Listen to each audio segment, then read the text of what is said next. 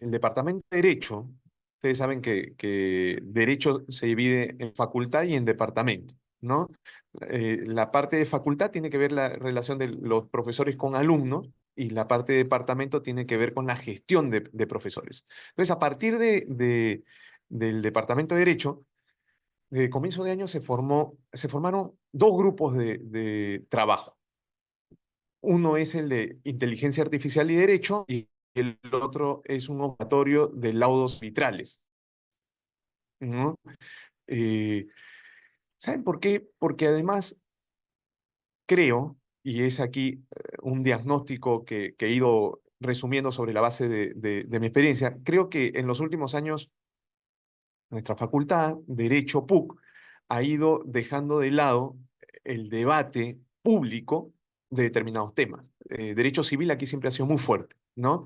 Y digamos que en los últimos años nos centramos mucho en lo que es derecho público, derecho más que todo constitucional, y hemos descubierto un poco la lógica del derecho civil, de los laudos arbitrales, de estos temas con proyección en la inteligencia artificial. Entonces, eh, me parece sumamente importante que retomemos estos temas que no solamente hacia adentro de la universidad, sino también polemizamos hacia afuera, ¿no? Y presentemos nuestras ideas. Hay muchos profesores, y con Verónica la vez pasada lo conversamos, derecho penal, laboral, de derecho civil, que ya están viendo cómo está impactando. Creo que hay que traducirlo en reflexión, ¿no? Y no solamente en reflexión, sino ponerlo hacia afuera para que la sociedad diga, miren, los profesores, los alumnos de la Universidad Católica están conversando, están discutiendo sobre temas actuales, ¿no? Y modernos. Y, y, y en segundo lugar, la semana pasada tuvimos un primer congreso de enseñanza, ¿no? Eh, con profesores, no solamente profesores de la PUC, para no ser muy endogámicos, sino convocamos también profesores de facultades de Derecho del interior del país. Vinieron como 25 o 30 profesores de regiones. Y fue sumamente importante y uno de los temas que salió de nuevo la inteligencia artificial, ¿no? Como una carrera como derecho, cuando de pronto vas a tener más información ya detallada, ahora mismo varios de los investigadores hacemos esa investigación de buscar jurisprudencia, de buscar normas, de sistematizar, pero eso ya lo vamos a tener con la inteligencia artificial. Entonces, ¿qué tipo de estudiantes necesitamos? ¿Hacia dónde tenemos que ir? Entonces, digamos que me parecen retos y preguntas muy pertinentes y que implican el tener una visión de futuro para nuestro derecho público, ¿no? Entonces yo me callo aquí, quiero escuchar al especialista y agradecerles nuevamente a quienes me acompañan ahora en la mesa, pero agradecerles también a ustedes por su presencia, los que están aquí y los que están en nuestra pantalla virtual. Muchas gracias. Muchísimas gracias, doctor Elmer Arce, por las palabras de bienvenida, sobre todo resaltando la importancia que se le da a la inteligencia artificial en la enseñanza en la Facultad de Derecho. Los abogados y las abogadas tenemos un rol muy importante y crucial en la sociedad. La inteligencia artificial orientado a aprovecharlo para el bienestar de la humanidad. Y es importante resaltar el rol de los abogados porque nosotros aprendemos las reglas, aprendemos a diseñar las reglas y también diseñar regímenes para hacer cumplir esas reglas, ¿sí? En ese sentido, la UNESCO tiene particular atención en el tema de la inteligencia artificial. Amigo y colega y profesor a quien yo admiro ya en cuanto a difundir información y también conocimientos respecto a esta materia. Un título de máster en Derecho y Economía, conjuntamente otorgado por la Universidad de Bolonia y la Universidad de Erasmus de Rotterdam. Y asimismo, actualmente se desempeña como profesor asociado de la Escuela de Gobierno de la Universidad de los Andes de Colombia. Muy buenas noches para todos. el derecho civil y sobre el derecho público y sobre las nuevas tendencias que atraen a estudiantes a esta universidad. Y hay algo que tiene algo que es muy interesante de lo que vamos a hablar hoy, es que acá caben todos. Acá caben todos. Acá hay problemas de derecho civil, pero también acá hay problemas ah, de pronto, pero es que a mí me parece tan fascinante esto. Yo soy una persona muy curiosa, y pues en general antes estaba interesado en regulación de mercados, pero esto es un tema en el que no es suficiente con saber sobre, en este caso, por ejemplo, regular un mercado de tecnologías, sino que también hay que tener en cuenta los derechos fundamentales, pero también hay que tener en cuenta cómo funciona el Estado. Entonces, hay muchas cosas que están en movimiento y que hay que entender, y por eso les decía, acá caben todos. Entonces, un primer punto que, bienvenidos y bienvenidas. El segundo punto que quiero conectar, porque también está relacionado con mi mensaje central, y es que las preguntas que nos vamos a hacer sobre la regulación de inteligencia artificial son preguntas sobre la sociedad en la que queremos vivir. Por eso tiene toda la razón la profesora Verónica Rojas cuando dice que acá nos vamos a hacer preguntas de qué queremos a esta sociedad. Estoy completamente de acuerdo. Al final del día, la pregunta es, ¿qué sociedad queremos tener?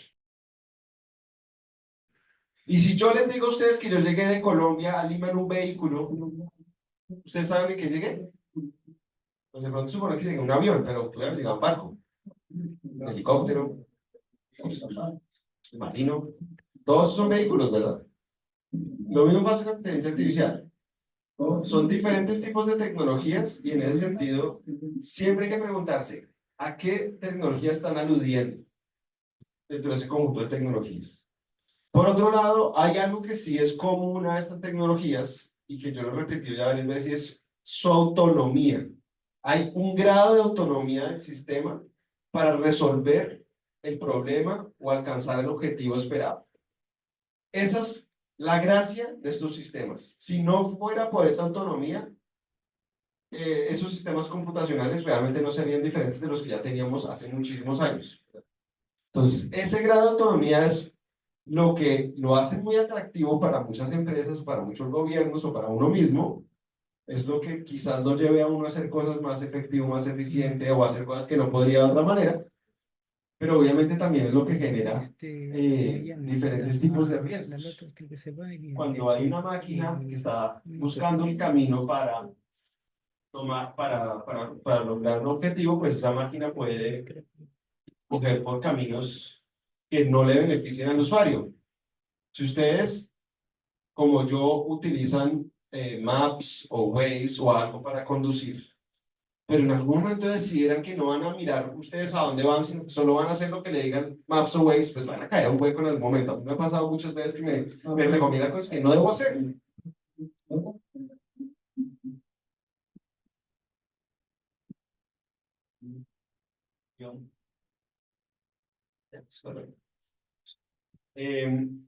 Entonces, estos sistemas cumplen diferentes funciones, son desarrollados a través de diferentes técnicas, aunque la más común es el aprendizaje automatizado. La máquina aprende a partir de la detección de patrones en los datos con los cuales son entrenados a actuar y buscar, digamos, ese objetivo. Y finalmente, hay un punto muy importante, y es que hay un proyecto que está detrás del acuñamiento del término, y es el de crear sistemas de inteligencia artificial que puedan resolver prácticamente cualquier problema, que puedan hacer cualquier cosa. Es una inteligencia artificial general, pero eso es un proyecto de la imaginación en este momento. Cada semana OpenAI, o yo no sé quién, si es OpenAI o alguien dentro de OpenAI, entonces difunde un rumor de ya estamos cerca de esas máquinas generales que van a hacerlo todo. Y nos quedamos esperando. Y no pasó nada. Como con los vehículos autónomos de Elon Musk, que él lleva como una década diciendo que ya pasado mañana hay vehículos autónomos, y no hay tal, pero bueno. Entonces, aquí estamos hablando en este momento de lo que existe, y lo que existe son herramientas más o menos estrechas, en el sentido de que cumplen objetivos estrechos. desde el desarrollo de los modelos de lenguaje a gran escala se ha hablado mucho sobre si esos modelos nos pueden llegar a ayudar a acercarnos a ese proyecto de inteligencia artificial general, pero yo personalmente no lo creo. Esos modelos no tienen un conocimiento o un entendimiento del mundo, no tienen un significado, digamos, de las palabras que están hilando, sino que esos modelos de la gran escala lo que hacen es identificar patrones en la base de datos con los cuales fueron entrenados y reproducir patrones, pero no porque entiendan, ¿verdad? Cuando, cuando ustedes tienen WhatsApp, por ejemplo, ustedes usan WhatsApp, ¿sí? Y uno pone, hola, ¿cómo? ¿Qué sugiere WhatsApp? Estás. Y es porque WhatsApp es un genio, porque es un ser sintiente y que entiende. No, es porque en su base de datos hay unas formas lingüísticas que se repiten muy recurrentemente y es que lo más probable es que después de hola, ¿cómo? En el pasado había muchos estás. Podría ser otra palabra, pero entonces eso es muy importante porque hay quien confunde esa capacidad de hilar patrones, y en este caso formas lingüísticas, con entendimiento. Y no es lo mismo. No es lo mismo la memorización que entender. Hay un punto muy importante y es que se habla mucho de que, por ejemplo, que América Latina está muy rezagada en el desarrollo de sistemas de inteligencia artificial y eso es parcialmente cierto. Puede que nosotros no estemos desarrollando modelos de lenguaje a gran escala como si lo hace Estados Unidos o como lo hace China o incluso Emiratos Árabes, pero eso quiere decir que en nuestros países no se desarrollen sistemas de inteligencia artificial. De hecho, programar un modelo de aprendizaje automatizado en algún lenguaje computacional abierto como Python y R es muy sencillo, no tiene ningún misterio. Pero ¿y por qué les digo esto? Porque hay muchas personas que dicen, pero ¿para qué vamos a regular en América Latina esto si acá no se produce casi sistemas de inteligencia artificial, o por lo menos no están las grandes compañías? Y es muy importante tener en cuenta esto, y es, sí puede que acá no produzcamos todo eso, pero acá lo usamos. Y decir que no necesitamos reglas porque acá no lo producimos sería tanto como decir, es que en Perú no producen aviones, entonces aquí no debe haber ni reglas sobre quién puede ser piloto de un avión, ni entonces, ni cómo, dónde se puede haber un aeropuerto y cuáles son las reglas de seguridad de esos aviones. No, obvio que sí necesitamos todas las reglas, porque somos usuarios, somos consumidores, y lo mismo pasa acá. Puede que no necesitemos tantas reglas sobre desarrollo, pero de pronto sí tenemos que pensar si como usuarios se necesita algo, o si no. Estoy diciendo que sí, pero puede que sí. Entonces hay que pensar que el ciclo de vida de los sistemas de inteligencia artificial va mucho más allá del desarrollo y que hay muchas otras etapas que son pertinentes para países del sur global. También es muy importante ya, no desde el punto de vista del ciclo de vida del proyecto, sino desde el ciclo del mercado de los sistemas de inteligencia artificial, y es que la cadena de valor para estos mercados es muy larga. O sea, para que yo pueda usar ChatGPT, no solo tuvo que existir OpenAI, antes de OpenAI tuvo que haber una empresa que produjera los chips que están en los GPUs de OpenAI, y esos semiconductores, esos conductores se producen en muy pocas empresas del mundo, en muy pocos países del mundo, un mercado supremamente concentrado. Y si echamos más para atrás, esos chips dependen de unos productos que se extraen en países como Perú, oro, cobre o otros productos que se extraen en otros lugares de África como el cobalto, y que esa parte de la cadena de valor también importa.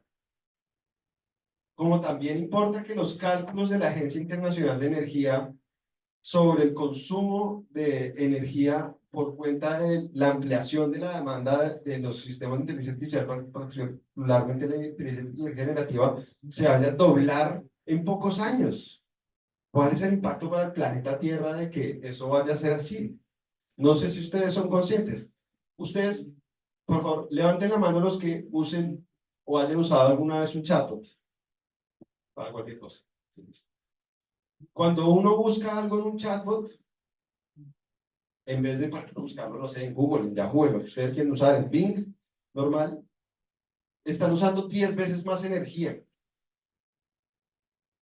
Cuando ustedes hacen una pregunta a un chatbot, ChatGPT, Gemini, más o menos, dependiendo de la pregunta y de muchos, y del modelo que se está usando, fácilmente la energía que se consumió para que ustedes pudieran hacer esa pregunta es el equivalente de cargar un celular. Eso es un montón, ¿no les parece? ¿No les parece cuando hay billones de personas? Bueno, no, hay billones de preguntas que se hacen a través de chatbots hoy en día. ¿Qué impacto va a tener eso? Bueno, hay que hacer esa pregunta. Hay que hacer la pregunta sobre el impacto de estas tecnologías en las cadenas de valor. Ya lo había advertido, y es que ciertamente el desarrollo de los sistemas de inteligencia artificial se está concentrando en muy pocos países. Ahí están viendo el mapa de la intensidad del número de patentes que se han solicitado en relación con sistemas de inteligencia artificial, y pues vemos cuáles son los países que van allá adelante. Y eso obviamente, de hecho, es que me faltaron ahí unas diapositivas porque traje las diapositivas en PDF, perdón, y no en PPT, pero luego venían unas gráficas que mostraban que la inversión en inteligencia artificial para diferentes sectores de la economía está muy diversificada. O sea, hay una apuesta en invertir en esto para todo tipo de servicios. No hay un sector de la economía donde no haya mucha inversión en esto. Eso obviamente nos habla acerca sobre las expectativas de que estos sistemas de inteligencia artificial nos generen beneficios, y en algunos sectores ya lo podemos ver y ya es una realidad, y de hecho sin saberlo de pronto muchos nos estamos beneficiando en este momento de eso. Y por lo tanto, la charla de hoy no puede enfocarse simplemente como en los riesgos del desarrollo y uso de estos sistemas, sino que también tiene que pensar en términos de, bueno, hay unas oportunidades que hay que aprovechar. Entonces, si hay unas oportunidades que hay que aprovechar, pues necesitamos crear un ecosistema que habilite a que empresas y Estado utilicen adecuadamente estos sistemas. Entonces, todo esto para llegar a la siguiente pregunta. Y bueno, y entonces a todas estas, ¿yo para qué quiero regular? Y esa, como les decía, es una pregunta que se hace a uno en cualquier sector, no solo con la inteligencia artificial. Y mi respuesta en cualquier sector, no solo con la inteligencia artificial, diría, bueno, hay por lo menos 3 buenas razones para regular. Una razón es abordar un problema público, y si ustedes lo quieren marcar como falla de mercado, falla de Estado, riesgos inaceptables, perfecto, cualquiera de esos caminos eh, puede ser una buena razón para empezar a pensar si se debe o no regular. Para proteger derechos fundamentales, y aquí es cuando yo les digo, uno no puede mirar esto solo en clave de derecho privado, uno puede ver esto solo en clave de preguntarse si es que el mercado o no va a resolver un problema. Porque cuando hay sistemas de inteligencia artificial cuyo uso puede vulnerar los derechos fundamentales de millones de personas, esto ya salió de la idea de simplemente que el mercado falló o no falló. Esto ya es un asunto que desde el punto de vista de un Estado social de derecho, en donde quiera hacer efectivos los derechos fundamentales y de pronto incluso los económicos y sociales, pues no puede quedarse quieto, no puedes simplemente dejar ver qué pasa. Y por otra parte, y en clave de lo que les decía de las oportunidades que hay que aprovechar, pues quizás para aprovechar futuros deseables, para lograr futuros deseables, también a veces puede que se justifique. Ahora, este es el comienzo del camino. Yo no estoy diciendo que porque existe una falla de mercado ya el Estado tiene que actuar. Si alguno de ustedes sabe algo de regulación y de competencia, sabe que a veces las fallas del mercado sí se pueden resolver solas, o a veces se resuelven a través de acciones mismas del mercado o de privados. Entonces, esto es solo como el primer paso. ¿Cuál es su justificación? No, es que hay una falla que el mercado no está resolviendo y no va a resolver. Ok, no se puede quedar ahí, tiene que ir más lejos. Luego les digo cuál es el siguiente paso. Ahora, y ustedes dirán, bueno, pero ¿y cuáles son todos esos riesgos? ¿Por qué está hablando de tantos riesgos? No nos ha dado tantos ejemplos. Bueno, si ustedes quisieran saciarse en ejemplos de riesgos, la Universidad de MIT publicó esta plataforma que documenta 700 tipos de riesgos asociados con el uso de sistemas de inteligencia artificial. Ellos lo categorizan en estas 7 categorías que ven ahí: discriminación, toxicidad, riesgos a la privacidad, a la seguridad, desinformación, actores maliciosos y mal uso, algunos problemas en la interacción humano-máquina, problemas socioeconómicos y ambientales, y temas asociados con la falla de los sistemas. Cuando los sistemas son defectuosos, pueden generar daños. Ahora, eso alguien podría decir, no, pues eso está todavía muy teórico. Bueno, pero la OSD y una organización de la sociedad civil, cada una por su cuenta, han montado repositorios donde documentan todos los incidentes negativos que ha habido sobre el uso de sistemas de inteligencia artificial. Y ustedes pueden entrar a esa página, a ese par de repositorios, son de libre acceso, y mirar qué está pasando. Y van a encontrar que en los dos casos los incidentes están creciendo significativamente. Los incidentes negativos, digamos, asociados al uso de sistemas de inteligencia artificial están creciendo. Aquí habrá que tirar hipótesis porque digamos que esos repositorios solo están documentando los casos y no han hecho un análisis de por qué, por ejemplo, están aumentando, pero puede haber muchas razones. Se están usando más sistemas alrededor del mundo, pues sí se está ampliando la... Entonces, es como si uno se pregunta, pues si hay más automóviles en la calle, ¿hay más accidentes? Pues sí, va a haber más accidentes, ¿verdad? Entonces, digamos, no es simplemente que se están volviendo peores los sistemas, es que simplemente se está adoptando más masivamente estos sistemas y se están causando más problemas. Ahora, hay muchos puntos en los que podríamos pensar, en los que hay que revisar qué reglas necesitamos.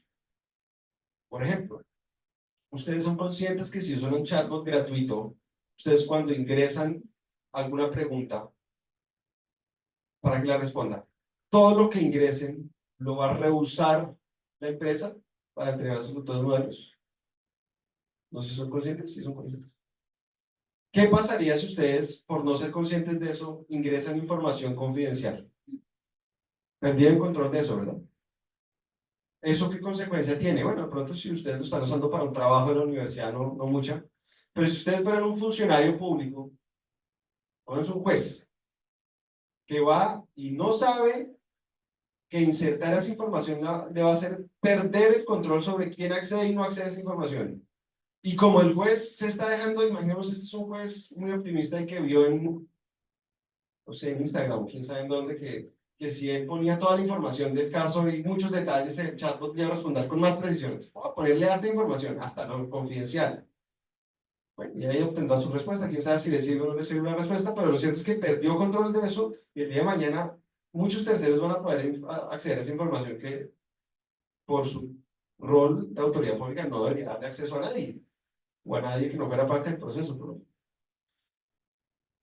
eso que se deriva, que de pronto necesitamos una regla que o le prohíba a los jueces usar chatbots gratuitos o les indique que si van a usar un chatbot gratuito tienen que anonimizar cualquier cosa que incluyan y no incluir ninguna información confidencial. Y de pronto podríamos hacer un barrio así con todos los que están viendo ustedes ahí de diferentes problemas asociados a diferentes tipos de sistemas de inteligencia artificial, en donde todavía no hay respuestas únicas. Por ejemplo, para, no está, de hecho no está ahí tan claramente, pero el tema de las ultrafalsificaciones. Las ultrafalsificaciones de imágenes y videos afectan desproporcionadamente a las mujeres. O sea, la Universidad de Tilburg calculaba que algo así como más del 90% de las ultrafalsificaciones que se habían hecho son de desnudos de mujeres. ¿Qué respuestas hay para eso en este momento? No está fácil abordar el problema.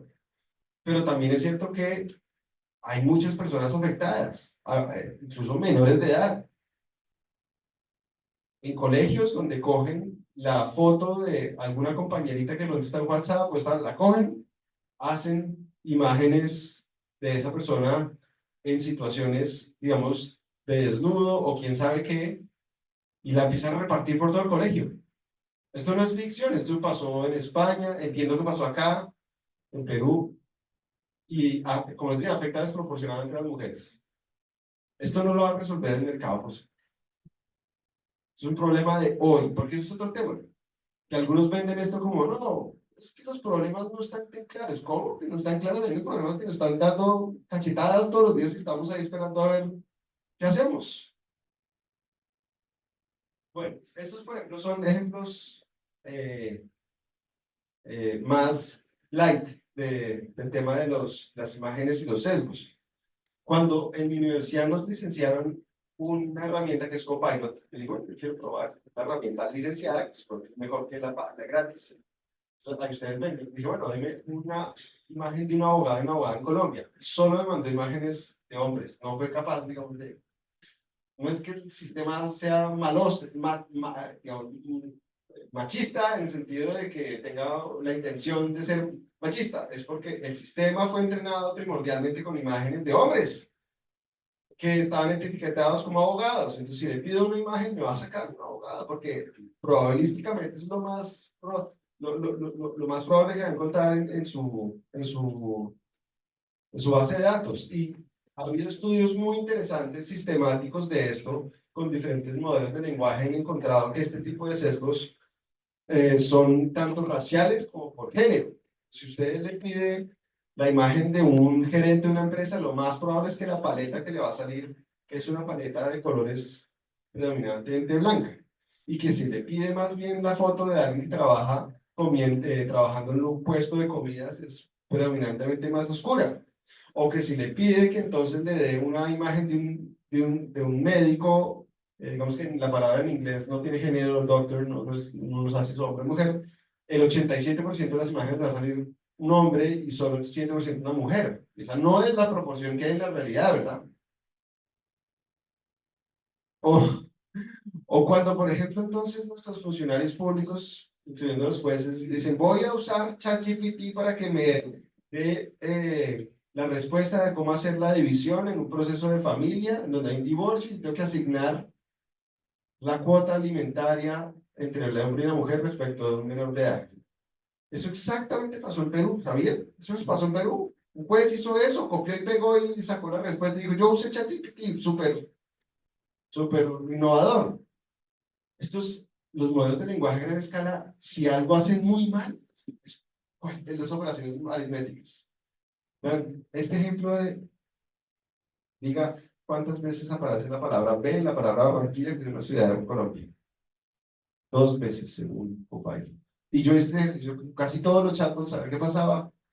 Y hay uno que no les voy a decir cuál es, que sí lo tiene bien casi siempre. No me entiendes, es Claude. Claude casi siempre lo tiene bien. Pero los demás no. Y luego saca incluso justificaciones de por qué dijo que tienes 2 letras B en la palabra Barranquilla. En fin. Entonces, no estoy diciendo que esto necesariamente sea algo que te haga regularse, pero hay problemas que están allá afuera cuando tenemos funcionarios públicos que están tomando decisiones a partir de esto pensando que son un oráculo, cuando no lo son. En el tema de las discriminaciones, por ejemplo, una herramienta muy sencilla que montaron en el Reino Unido era tratar de automatizar el proceso de que las personas pudieran renovar su pasaporte. Entonces, el sistema le pedía a la persona que se tomara una foto y que cargara su nueva foto de pasaporte. Y entonces el sistema hacía de una vez reconocimiento facial y lo pasaban con un sistema de inteligencia artificial de reconocimiento facial, con el problema de que el sistema no era igualmente preciso para hacer reconocimiento facial de personas blancas respecto a personas de color. Entonces, es una historia real. O sea, a esta persona, el sistema no le servía. Como que ella subía su foto y decía, no hay foto. ¿Cómo no hay foto? Sí hay foto, no estamos detectando que hay foto. Porque el sistema que estaban usando simple y llanamente no tenía la misma capacidad de detectar las personas de determinada raza. Bueno, entonces, si puede haber buenas motivaciones para regular y sabemos que lo que queremos regular, bueno, la pregunta es, bueno, ¿y cuándo? ¿Cuándo regulo? Entonces, recapitulemos. Primero, tenga una buena justificación. ¿Tiene una razón? Sí, identifique X, Y, Z. Listo. Siguiente pregunta. ¿Hay instrumentos que lo ayuden a resolverlo? Porque uno no puede asumir que porque hay un problema hay instrumentos para resolverlo. Definan. ¿Usted realmente tiene instrumentos? Porque si no los tiene, todavía estamos crudos. Bueno, imaginémonos, no, sí tengo algunos instrumentos. Siguiente pregunta. ¿Y esos instrumentos son más efectivos, eficientes y equitativos que otros que no sean regular? Porque menos regular es el camino menos eficiente, menos efectivo o menos equitativo. Entonces, primero usted revise las alternativas a regular, cuáles son y si son mejores puede que en ocasiones sí sean mejores. Siguiente paso. Ok, usted ya me respondió que, que sí, que regular sí es el mejor camino, pero ¿es viable? No siempre es viable, no siempre jurídicamente es viable, no siempre políticamente es viable, eso también hay que pensarlo. Bueno, si a todas las respuestas usted dijo, sigo, sí, sí, ok. Entonces la siguiente pregunta es, bueno, ¿cómo regulo? Eso me acaba el tiempo, 10 minutos. ¿Cómo regulo? Y ahí es donde entra el documento que les contaba la profesora Verónica que escribí para UNESCO. UNESCO a mí me pidió que hiciera un mapeo regulatorio, y por regulación me estoy refiriendo a normas vinculantes. Uno podría tener definiciones de regulación mucho más amplias y que incluyera cosas como directrices, como autorregulación, como contratos. Yo reconozco que eso no hace parte de la gobernanza de los sistemas de inteligencia artificial, y de hecho, si ustedes buscan en Internet, lo que hay son marcos éticos y de principios y de todo tipo de buenas voluntades de cómo esto va a ser el cielo en la tierra, pero lo poco que hay son normas vinculantes. De hecho, hasta hace poco no había mucha jurisprudencia y ya está empezando a salir. Entonces, la conversación global sobre la regulación de los sistemas de inteligencia artificial comenzó hace tiempo. Bueno, ahora está de moda, ahora se habla mucho más de eso, pero del 2016 hasta acá ha habido muchas normas que al menos incluyen la palabra inteligencia artificial. En el mundo, ustedes también han viendo un mapa de la intensidad del número de normas aprobadas desde el 2016, en donde por lo menos aparece una vez la palabra inteligencia artificial. Entonces, esta discusión ya arrancó hace un tiempo. Tanto así que en América Latina hay 10 países, ustedes están viendo ahí la bandera, que tienen proyectos de ley. Bueno, en el caso de ustedes tienen una ley eminentemente de principios, pues una ley sobre inteligencia artificial, y hay más leyes en camino.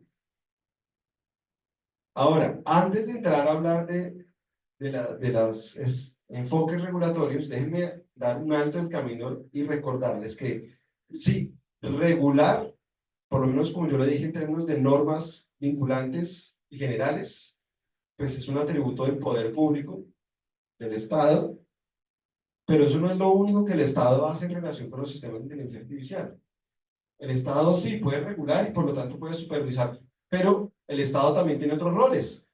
Desarrolla sistemas de inteligencia artificial. Muchos de los sistemas de inteligencia artificial usados en Colombia, y les cuento que el Estado colombiano usa más de 100 diferentes sistemas de inteligencia artificial para todo tipo de tareas, fueron desarrollados internamente. No fueron adquiridos como cuando uno compra una licencia de Word o como cuando uno compra la licencia de ChatGPT, no, fueron desarrollados internamente. El Estado puede desarrollar, porque no lo haga solo, puede que lo haga con consultores, pero digamos, puede desarrollar, evidentemente puede adquirir sistemas y lo hace, pero también es un implementador de los sistemas y un usuario final.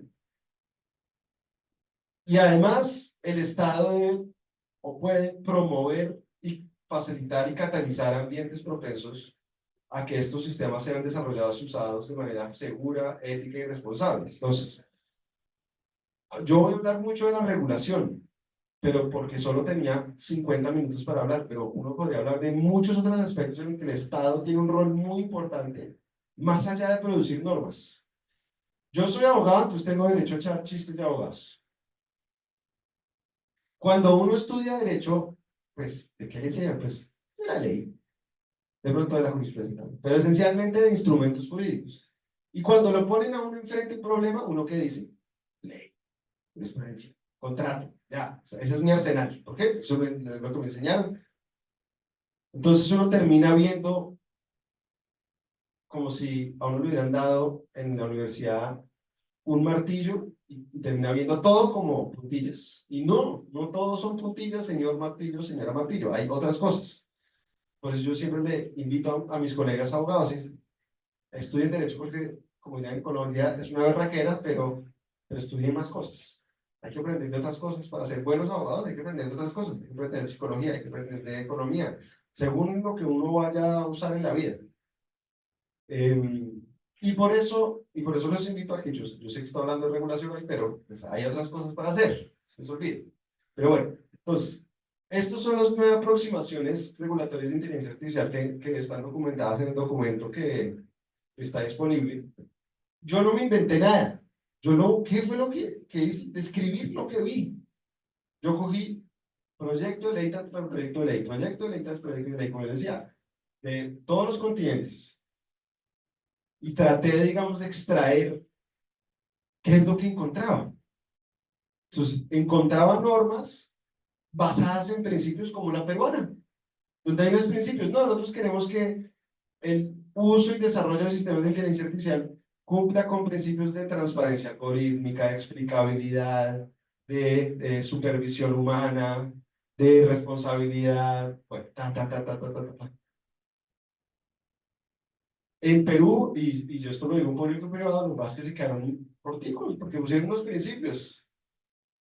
¿Y qué viene después de eso? Porque los principios son muy útiles si, por ejemplo, son para interpretar alguna regla, ¿cierto? ¿Qué es lo que normalmente pasa con los principios? Los principios tienen una utilidad y es orientarnos para implementar otras reglas. Aquí comenzaron con la primera cuota de los principios. Yo me imagino que vendrán las subsiguientes cuotas que no las van a resolver con el reglamento. Yo sé que están redactando un reglamento, pero el reglamento no puede resolver lo que la ley no hizo. Entonces seguramente sí van a necesitar más proyectos de ley, pero no, está bien, ustedes comenzaron con sus principios. Ahora, hay otros países que efectivamente tienen principios, pero como les decía, son para orientar cómo se aplican las reglas que establecen obligaciones, derechos, límites. Entonces los principios, digamos, como yo les decía, estos 9 enfoques regulatorios son como piezas de rompecabezas. No son una única solución, sino que los países como modularmente le van poniendo sus componentes.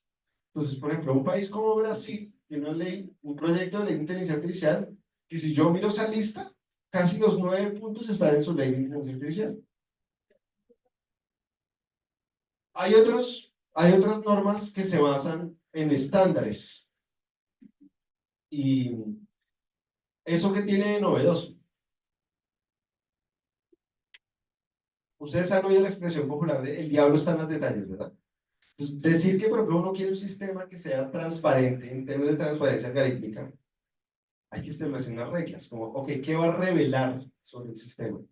Porque es que el ciclo de vida del sistema y toda la información que se puede informar sobre el sistema del ciclo de vida es una cantidad de información. Algunos se imaginarán que la transparencia algorítmica solo es obligar a que una empresa o el Estado revele el código fuente de un sistema. Y no, realmente eso ni siquiera puede ser lo más pertinente a la hora de tratar de informarle, por ejemplo, al público que el Estado está usando un sistema de inteligencia artificial para tomar decisiones. Lo que al público le interesa saber, por ejemplo, es qué implicaciones tiene que el Estado use un sistema de inteligencia artificial. O, por ejemplo, a veces no tienen ni siquiera que ser sistemas de inteligencia artificial para que sean importantes. En Colombia, los subsidios se entregan según una categoría de qué ingresos tienes tú. Y en Colombia, hoy en día, la entidad pública encargada de determinar cada persona en qué escala de ingresos está, utiliza un algoritmo que se nutre de todo tipo de fuentes de información para a cada uno asignarle un puesto en esa escalera. Y de esa asignación depende si ustedes acceden o no acceden a los beneficios. Y hoy en día, por ley, ese algoritmo es secreto, es confidencial. Entonces yo, ¿cómo hago para quejarme? ¿Cómo hago para decir, oiga, no quede bien clasificado? El algoritmo es secreto.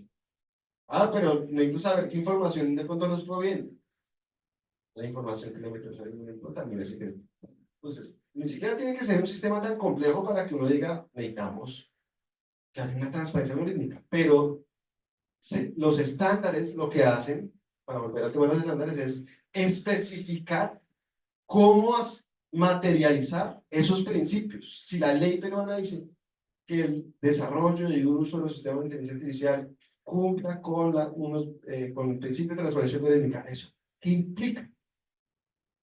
Y por eso entonces algunas regulaciones, sabiendo que esto precisa normas técnicas muy detalladas, han dicho, bueno, le vamos a parcialmente delegar esta tarea a los organismos que producen normas técnicas, como ISO, por ejemplo. Bueno, hay muchas compañías o organizaciones que se dedican a eso.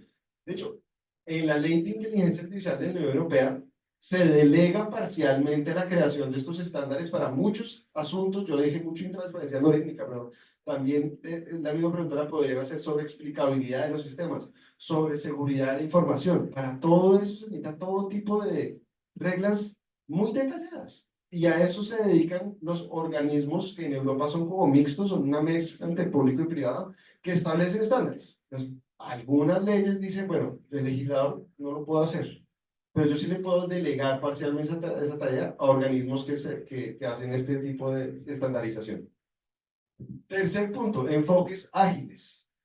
Mucho van a oír ustedes, si les interesa el tema, que las leyes no van tan rápido con la tecnología, que la tecnología va muy rápido, que qué hacemos con esta tecnología que va tan rápido y las tecnologías tan lentas. Bueno, un enfoque para tratar de precisamente estar al día es el de las areneras regulatorias, en donde el Estado crea la posibilidad de que una empresa pruebe un modelo de negocio o pruebe una nueva tecnología en un ambiente controlado, flexibilizando alguna o algunas reglas. Esto ya se ha visto en muchos campos en el área de, digamos, del sector financiero, en protección de datos personales, solo por citar dos ejemplos, en telecomunicaciones también. Y en muchas legislaciones se abre la posibilidad de que las empresas apliquen tema de arenera, porque literalmente lo voy a dejar jugar en este espacio controlado a que usted haga cosas que normalmente no podría hacer, pero con mi supervisión. Y el ejercicio del día de mañana no es simplemente que yo le dé a usted esta excepción para que haga y deshaga, sino que de pronto yo voy a aprender que de pronto eso que le permitió a usted hacer, no se lo debe dejar hacer a todos, para que cambie la regla. O sea, hay enfoques ágiles. Eso también se encuentra en algunas legislaciones, que reconocen que necesitan otro tipo de arreglos institucionales para estar al día. Cuarto, otras normas se preocupan por facilitar digamos, el entorno para el mejor uso de estas tecnologías. Y esa facilitación y esa habilitación no solo va en términos de que el entorno inversionista sea positivo para las empresas de tecnología o facilitar digamos, la compra de equipos y la importación, imaginemos, de GPUs, sino también en la formación de personas, porque los sistemas de inteligencia artificial son tan buenos como quien los usa. Entonces hay estados que en su propia ley dicen, bueno, necesitamos que el Estado se ponga la tarea de hacer una alfabetización digital masiva para que la gente sepa un mínimo, pero además vamos a hacer unas inversiones concretas para universidades públicas, para que puedan invertir en crear nuevos programas asociados, de hecho a veces con simplemente áreas STEM o particularmente con desarrollo de inteligencia artificial o sistemas computacionales en general. Entonces, algunas normas le apuestan a eso. Por supuesto, todo eso se podría lograr sin que el legislador lo diga. El gobierno, por su cuenta, podría decir que yo voy a invertir a esto, esta es mi prioridad. Sí, eso es verdad, pero hay veces el gobierno necesita un empujoncito. Y algunos legisladores han dicho, bueno, yo le voy a dar ese empujoncito y decirle, yo sí quiero que usted haga esto o aquello. Quinto enfoque, adaptar normas existentes. Hay países que han dicho, mire, yo no estoy seguro que en este momento yo esté en capacidad de producir una ley de inteligencia artificial como la europea, que era un documento de 400 páginas, discutido durante 4 o 5 años. ¿Yo a qué horas voy a hacer eso? Ni con ChatGPT lo logro así rápido, ¿verdad? Entonces, algunos países han dicho, y además hay muchos temas que no estoy seguro que Europa lo esté haciendo bien o que China lo esté haciendo bien. Yo más bien me voy a dedicar a tratar de adaptar parte de la legislación que ya existe a los retos. Que necesito que en el Código Penal de pronto haya un agravante cuando se use un sistema de inteligencia artificial para suplantar a una persona. Bueno, pues reforma ese artículo del Código Penal. Usted necesita una ley de inteligencia artificial de 1000 artículos para eso, sino reforma el Código Penal. Que para proteger el derecho fundamental al trabajo y la no discriminación, debe haber una regla sobre cómo usar estos sistemas de inteligencia artificial para el reclutamiento y contratación de personas.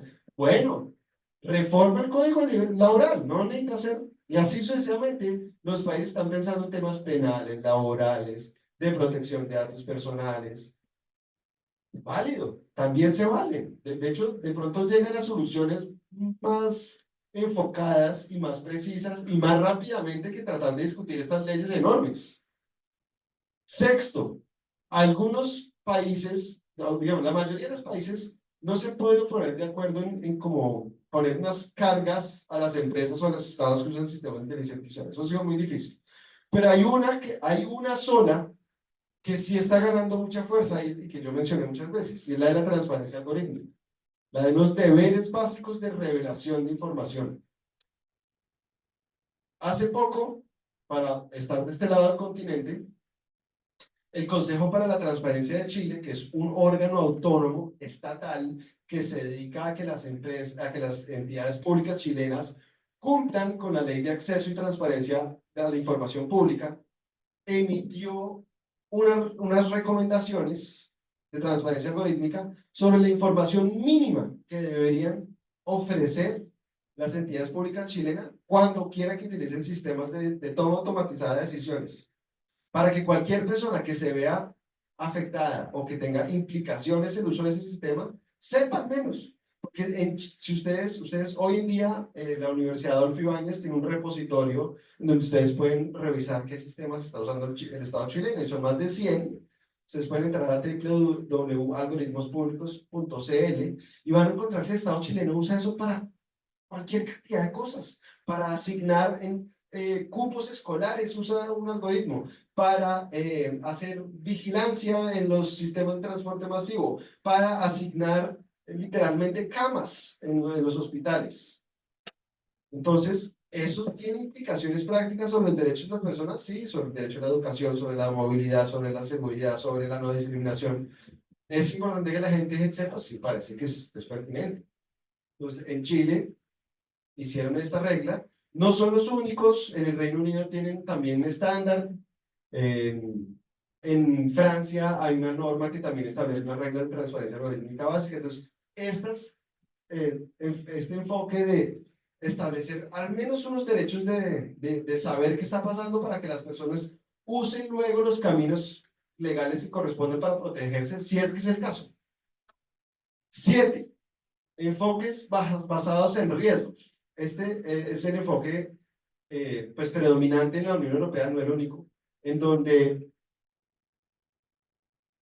la ley lo que hace es clasificar usos de sistemas de inteligencia artificial en determinados contextos según el riesgo de que generen un daño.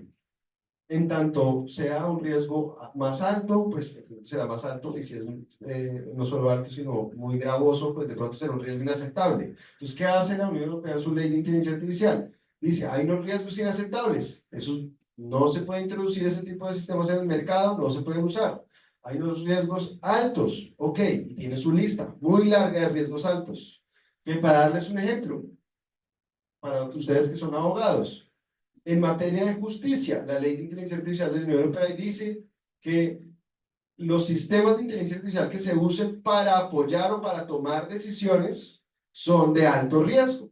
En juego está el debido proceso, el derecho a la defensa, la no discriminación, la protección de datos personales. Hay un alto riesgo de vulneración.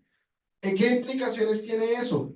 Bueno, hay muchas implicaciones, pero una de ellas muy básica es, antes de usar y desplegar la herramienta, me hace favor y hace una evaluación de impacto para saber cuál derecho fundamental podría haberse afectado, y dado que usted va a tener esa información previa sobre cuáles son los riesgos, establezca un sistema de gestión de riesgos. No es que toque pasar por una autorización, un licenciamiento, no, no es tan complejo, es haga una evaluación de impacto y cree un sistema de gestión de riesgos. Eso no es muy distinto de lo que pasa con cosas más sencillas como un elevador o como un automóvil. Cuando uno va a comprar un automóvil, ha pasado por esas reglas. Bueno, esa es una manera que se está regando como pólvora. En muchos países ven eso con mucho interés, porque precisamente lo que reconoce es que no se necesitan unas reglas que abarquen todos los tipos de tecnologías, sistemas de inteligencia artificial, sino que hay unos usos específicos que son preocupantes, y a esos usos específicos les vamos a poner reglas adicionales. Un octavo enfoque que es el basado en derechos, y es más allá de que usted haya hecho un cálculo del riesgo de daños, hay derechos fundamentales que sí o sí queremos proteger. En el caso de la protección de derechos de datos personales y privacidad, por ejemplo, hay regulación que simple y llanamente dice, vamos a proteger a las personas, independiente de que haya un riesgo de un daño. Les voy a dar un ejemplo, no voy a decir si estoy a favor o en contra, pero es simplemente un ejemplo. Entonces, en Francia se usan sistemas de inteligencia artificial para tratar de predecir el resultado de un litigio. Hay una empresa muy famosa que se llama Predictice, que ofrece ese servicio pues en Francia y en muchos países del mundo, de hecho. Y en Francia dijeron, oiga, ese sistema está usando datos personales de los jueces para poder hacer esas predicciones. Se prohíbe, en este país, Francia, se prohíbe que se use los datos personales de los jueces para hacer esas predicciones. ¿Por qué? Porque hay un derecho fundamental a la privacidad y a la protección de datos personales que acá rige, y independiente de que usted me diga que sería buenísimo que si se pudiera, no, no puede. Vamos a proteger los derechos de estas personas que son jueces. Entonces hay normas en las que, más allá de si se comprueba o no la existencia de un riesgo, se pone el derecho fundamental por encima. Se dice, no, no vamos a ser precavidos y vamos a proteger estos derechos. Ese es un ejemplo, y hay muchos otros, particularmente en el mundo de la protección de datos personales. Y por último, hay algunos enfoques que son basados en asignar, digamos, responsabilidades que pueden ser civiles, penales o administrativas. Y este tipo de reglas no solo ocurren en lugares como en China, donde efectivamente hay consecuencias penales para quienes usan de determinada forma los sistemas de inteligencia artificial generativa. En Estados Unidos también hay reglas así. En California, por ejemplo, desde hace mucho tiempo hay reglas también muy parecidas en el sentido de castigar digamos, con sanciones determinados usos de sistemas de inteligencia artificial generativa. Si ustedes entran a la ley de al proyecto de ley de inteligencia artificial de Brasil, hay un título sobre responsabilidad civil, porque es que estos productos pueden ser defectuosos.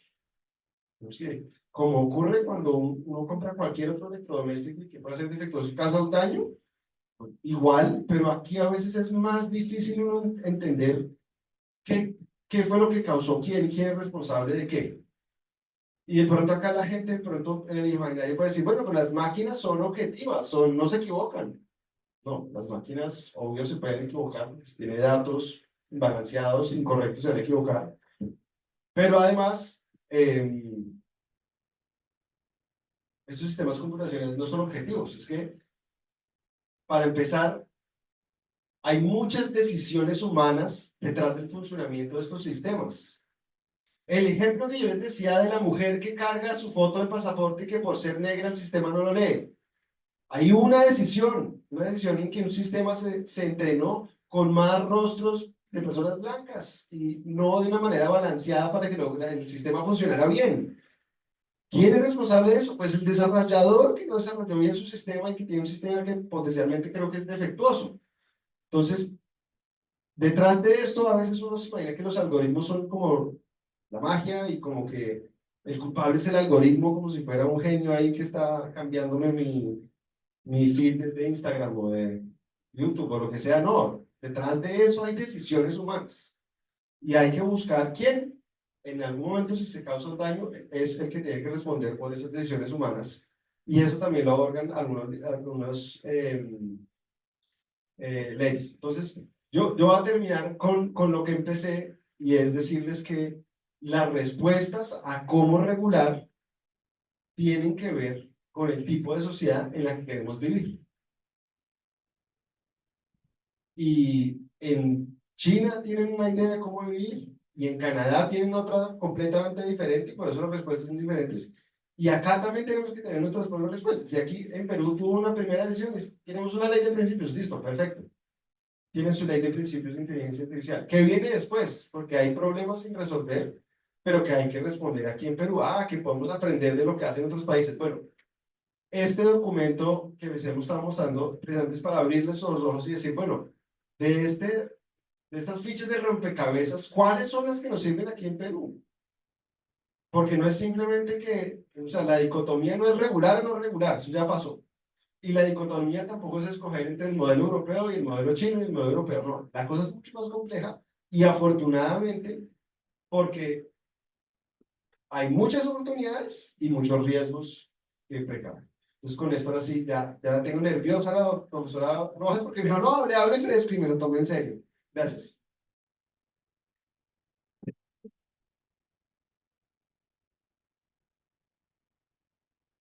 Damos espacio para unas 3 preguntas, para un break rápido. ¿Sí?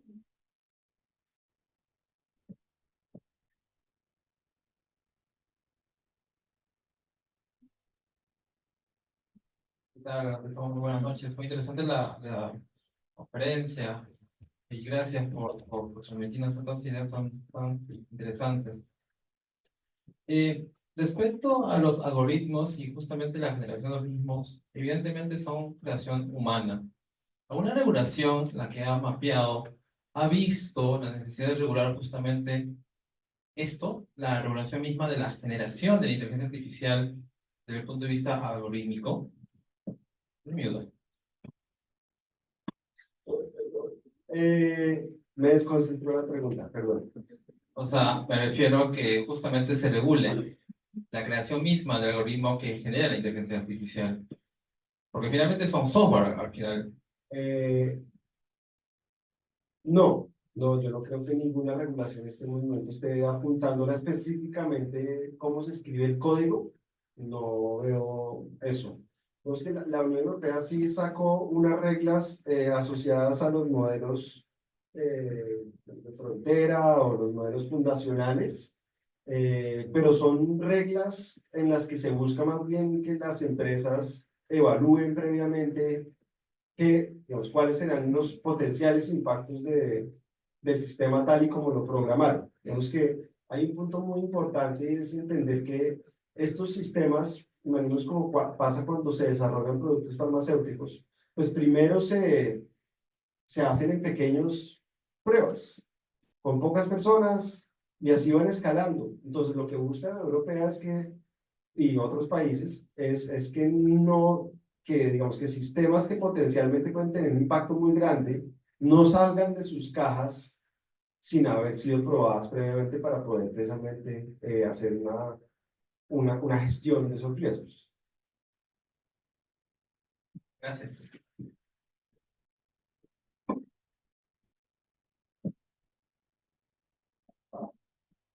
Buenas noches. ¿Cómo está? Janina Girón, y ahora, muchas gracias por su tiempo, por la explicación de los 9 enfoques, bastante claro, pero tengo 2 dudas. Una pequeñita, ¿Solo dos? nada más, por ahora. Yo trabajo en un organismo regulador aquí en Perú, que manejamos 5.000 procesos. Entonces, dentro de los enfoques que tú has brindado, Juan, ¿cuál está específicamente orientado al uso de los datos? ¿Se refiere al enfoque basado en riesgos? De los 9, ¿a cuál lo enfocas principalmente? Y la otra pregunta, si es un poco más amplia también, es respecto a la personería jurídica artificial. Esto es de la creación de modelos de inteligencia artificial generativa y demás, que es bastante, mucho más amplio, ¿no? Pero Sí. un poquito ahí. Bueno, entonces rápido la primera para coger la segunda, ¿no? El enfoque basado en derechos fundamentales creo que es el que más se ha preocupado por abordar los temas de protección de datos personales. Yo creo que no es el único con el que se puede abordar, pero creo que en la práctica es el que más se ha preocupado, dada más la naturaleza del tema. Es que yo hay veces escucho a ingenieros con los que interactúo como, no, es que si yo pudiera usar X o Y dato, entonces yo podría lograr algo. Sí, pero es que no lo puedes usar sin estar autorizado, es un dato personal. Y entonces no puedes hacerte esas proyecciones de lo que lo podrías lograr porque hay muchas cosas que podrías lograr violando derechos fundamentales y no lo vamos a permitir. Entonces creo que ese es el enfoque. El segundo punto de la personalidad jurídica. Bueno, pues ustedes saben que desde hace siglos tenemos ficciones legales. Las sociedades no existen por ahí en la calle. Yo no me encuentro ninguna sociedad y sin embargo las hacemos sujetas de derechos y obligaciones. ¿Va a pasar eso con los sistemas de inteligencia artificial? Hay países que han empezado a pensar en eso, como Arabia Saudita, que le dio por darle personalidad jurídica a un sistema. pero yo no lo veo como algo, como un fenómeno global por dos razones. En primer lugar, porque los sistemas de inteligencia artificial no son seres sintientes, pensantes, ni algo que uno diga, no, pues hay que proteger sus derechos, por tanto hay que otorgar una personalidad.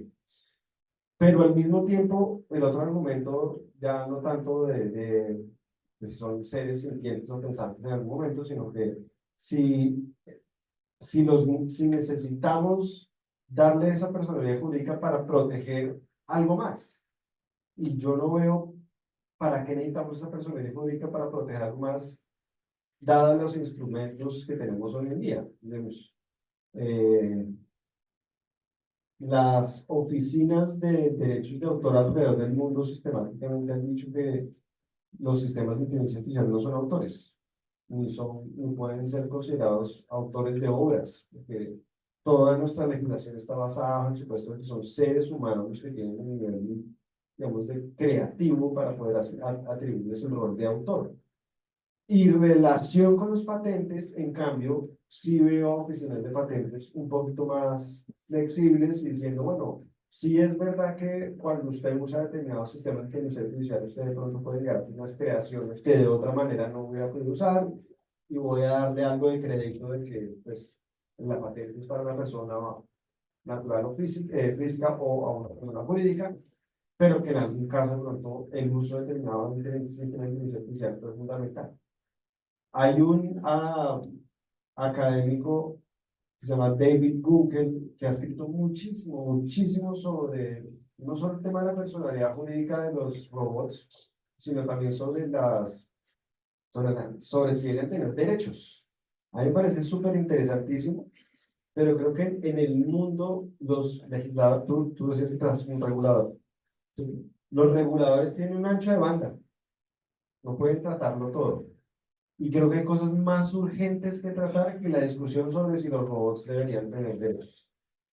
Me parece interesantísimo, pero que luego me volteo y digo, pero si hay gente que está vulnerando su derecho a la igualdad y la discriminación, ¿en qué nos enfocamos? ¿En eso o en los derechos de los robots? Gracias, Jairo. Gracias, Juan David, por la presentación. Yo acá soy un pato de otra agua, soy geógrafo, docente de la especialidad de geografía acá en la universidad. ¿Y qué hace un geógrafo acá? Te preguntarás.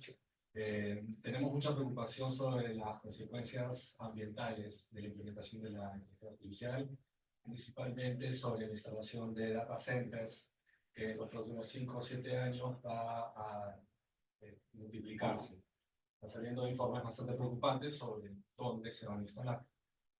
Entonces, es una moda hablar sobre la protección de derechos, la propiedad intelectual, pero comenzaste tu presentación diciendo que este tema nos invita a planificar qué sociedad queremos tener. Y es bien común escuchar de abogados planificando el futuro del país, y no me voy a meter en ese tema ni criticar a los abogados, mucho menos. No, sí, bienvenido. Se vienen encima. Pero la verdad es que tenemos una sociedad peruana bastante regulada y no sabemos bien cuál es la efectividad de esa regulación. Entonces, lo que planteamos en la especialidad y con los alumnos en grupo salió la posibilidad de entender la implementación de data centers dentro del marco de un proyecto de infraestructura con el impacto ambiental. Claro. El curso que dicto es estudio de impacto ambiental, y esa es la mano que le doy a los abogados hoy. Veo muchas cosas legales. Entonces, ¿qué posibilidades ves tú en la región, no sé si ya has visto casos al respecto, de tomar o entender la implementación de instalación de infraestructuras de data centers que tienen un altísimo impacto ambiental, sujetas a presentar un DIA, sujetas a tener una certificación ambiental finalmente? No sé si eso, a ojos de los abogados, es factible, sería hiperregularlo, y no regularlo sería darle la espalda a una actividad bastante con un impacto ambiental. No, es que yo creo que, gracias por tu pregunta y gracias por venir de Alejandro de Abogados. Yo creo que incluso en algunas legislaciones de América Latina no habría que modificar la legislación para que la construcción y operación de un centro de datos tuviera que pasar por un proceso de licenciamiento ambiental, precisamente por el impacto no solo en términos de energía, sino de consumo de agua. Eh, es decir, para que ustedes se hagan una idea, los centros de datos tienen que estar a determinada temperatura y por eso constantemente tiene que haber un proceso de refrigeración que en la mayoría de los centros de datos es con agua, literalmente. Y esa agua pues, que digamos, se pierde completamente. Esto no es algo como que en los procesos industriales como que se reusa o que digamos, de alguna manera vuelve al medio ambiente, así sea un punto en otro estado, pero no, aquí es que literalmente desaparece y el consumo es muy, muy grande. Entonces, no creo que estemos lejos de que haya casos en donde sea necesario eso, pero al mismo tiempo en América Latina tenemos una presión muy grande por recibir inversión, por construir, por tener empleos y hace poco, por ejemplo, en España, hubo una de esas empresas enormes de tecnología, que creo que fue Microsoft, que eh, prometió hacer la inversión más grande que se ha hecho en una empresa privada en España en toda su historia, que es un centro de datos, en un lugar en donde el tema del agua no está resuelto, en un lugar en donde hay sequía, en un lugar donde hay comunidades que están diciendo, bueno, pues muy interesante esta súper inversión, pero el agua, porque ya tenemos problemas en determinadas zonas del verano, ¿cómo va a ser ahora si usted se va a gastar todos los días piscinas y piscinas de agua en la refrigeración de sus centros de datos? Entonces, no lo veo lejano y sí veo interés en crear nuevos centros de datos, porque es que la demanda está creciendo y no en vano se construye en la periferia. Vi una mano levantada. ¿Alguien más quiere hacer una pregunta? Conmigo saludamos, Diana. En el mes de junio se lanzó un estudio publicado por una universidad de investigación suiza, no quiero profundizar, pero ellos producen y venden libremente algo que se llama wet computing, que a través de unas células, determinadas células madres del cerebro humano, crean como unos mini cerebros que son unos como cerebros granulares, como unas esferas. Y esas esferas, cuando hacen esas conexiones, son mucho más eficientes energéticamente que los microchips. Entonces, y los venden por paquetes y está sin regulación y ese estudio no ha pasado por ningún comité de ética porque es algo nuevo. Es decir, hay otras soluciones, pero nuevamente hay que ver qué enfoque tiene eso en cuanto al uso de células madre del ser humano, ¿no? Entonces vamos a darle la palabra.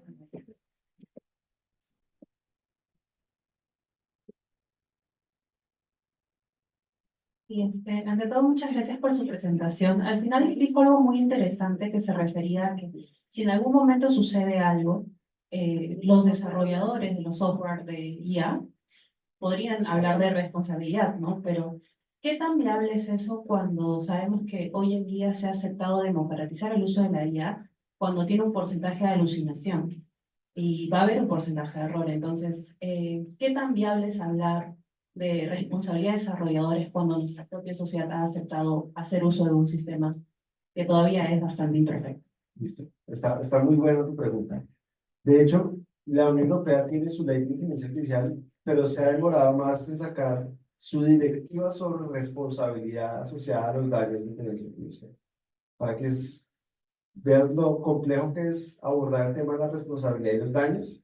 Sacaron primero su ley de 400 páginas y todavía no han sido capaces de sacar su directiva sobre responsabilidad, donde actualizan en parte también, digamos, sus reglas sobre protección al consumidor, porque en este caso, pues es un tema de protección al consumidor, porque tú estás diciendo que la gente está usando un chatbot pues, gratuito o licenciado, y que el chatbot, abro comillas, alucina. Y acá uno tiene que devolverse a la legislación sobre protección al consumidor, y por eso yo les decía que acá cabe todo el mundo. Tienen que hacerse una pregunta, y es, ¿el producto efectivamente era defectuoso? Porque cuando tú entras hoy en día a un chatbot, a ti te sale un letrero que dice el chatbot puede entregar información incorrecta, imprecisa, falsa, discriminadora. Todo eso sale, hoy todavía sale. Entonces, a ti ya te están diciendo que eso no es un defecto, sino que así es como funciona. Todo me lo dejan, pero así es como funciona y ese es su problema. Si usted usa algo que yo le estoy advirtiendo que funciona así.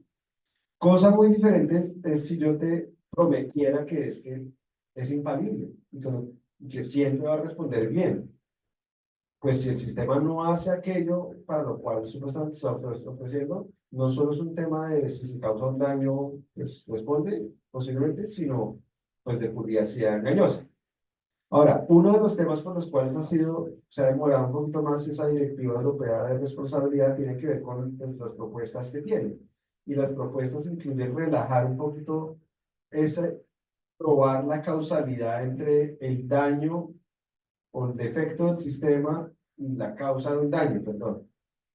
Porque le voltea, digamos, la carga de la prueba al desarrollador. Dice, ya no es el usuario que tiene que probar, sino que es el desarrollador que tiene que probar que no hubo causa-efecto. No va a asumir que sí hubo causa-efecto si se produce un daño con su herramienta. Y eso no es tan fácil. Eso, digamos, abre, digamos, unas incertidumbres jurídicas muy grandes para las empresas. Los modelos de lenguaje a gran escala, que son los que potencian los chatbots, funcionan a partir de la probabilidad. Son modelos, digamos, que utilizan la parte para entender el todo. Les voy a dar un ejemplo de por qué siempre va a haber imprecisión en ese tipo de sistemas. Si un médico quisiera saber cuál es el estado de mi sangre, me extrae 5 mililitros de sangre, ¿verdad? No me tienen que vaciar el cuerpo de sangre para saber cómo está mi sangre. Me extraen 5 mililitros de sangre. Y extrapolan de esos 5 mililitros de sangre, ¿cómo está el resto?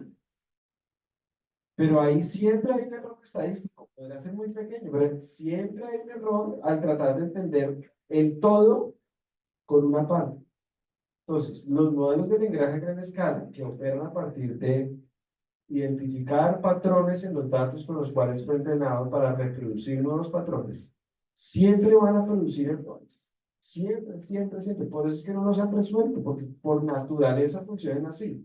Yo, digamos que, por eso es que las empresas se han preocupado por poner esos letreros de decir la información que provea puede ser incorrecta, imprecisa y falsa.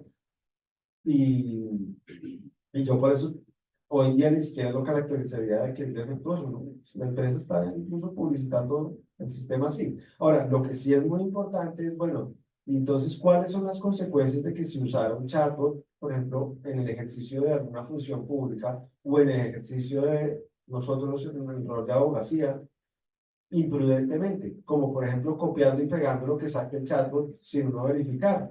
Pues les pasa como los abogados en Estados Unidos que copiaron y pegaron algo que respondió ChatGPT con jurisprudencia inexistente y después el juez se dio cuenta.